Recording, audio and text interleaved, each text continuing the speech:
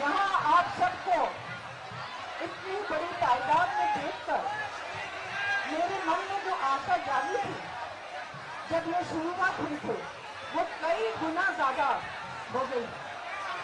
मैं यहाँ आई हूँ हमारे नौजवान स्टूडेंट्स का समर्थन करने के लिए, सोनम सर का समर्थन करने के लिए, आप लोगों की आवाज से अपनी आवाज मिलाने के लिए। ये मैं स्पष्ट कर दूं कि मैं किसी भी राजनीतिक दल से नहीं हूँ, मैं कभी जुड़ी थी ना जुड़ूंगी।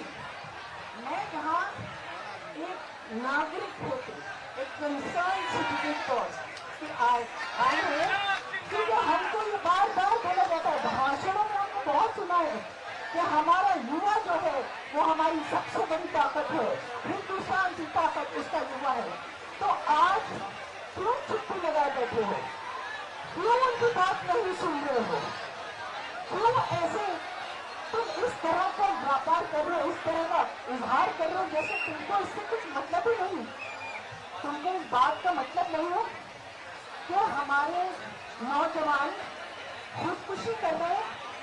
तुमको इस बात का कोई ख्याल नहीं है कि उनके माँ बाप की आंखों में जो आंसू है, उनके दिल में जो तड़प है, वो भी हिंदुस्तान के लोग हैं। उनकी तरफ आपकी कोई जवाबदेही होनी चाहिए कि नहीं? इसलिए मैं आई हूँ, क्योंकि मैं मानती हूँ कि दुनिया में जब कभी और जहाँ भी कभी भी इंकलाब आया है, रेवोल्यूशन आया है, चाहे वो तियानवे स्क्वायर हो, चाहे वो भारत अपराइजिंग हो, चाहे वो का स्प्रिंग हो, हर जगह वियतनाम से लेकर हर जगह जब कोई बड़ा रेवोल्यूशन आया है तो हमेशा युवा पीढ़ी है जो सामने आई है और बिल्कुल सीना तान के खड़ी हुई है कि हम हमारी मांगे पूरी करो। तो देखिए, ये जोश देखकर हम सब बहुत दिनों से कुछ मायूस चल रहे थे, लेकिन एक बार फिर हमने जागृति आई है कि देखिए, देश को अगर बदलना है तो युवा के साथ आना है।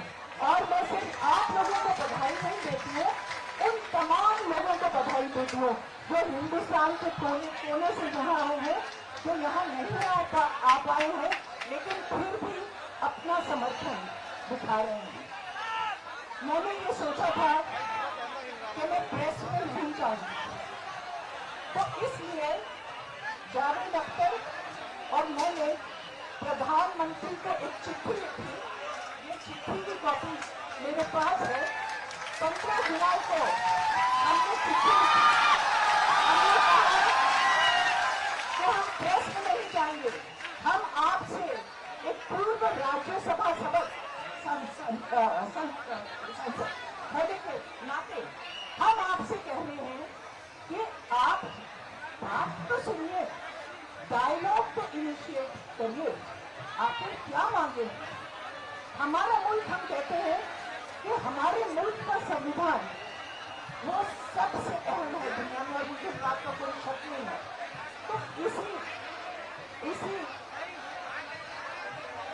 इसी के नाते हम अपना अधिकार मान रहे हैं। कोई भी डेमोक्रेसी को अगर सही मानों में नापा जाए तो वो सिर्फ तब कामयाब होती है जब उसका आखिरी इंसान, चाहे वो औरत हो या मर्द हो, चाहे वो अमीर हो या गरीब हो, चाहे वो बुजुर्ग हो या नौजवान हो, उसकी बात सुनी जाए, उसको जवाब दिया जाए।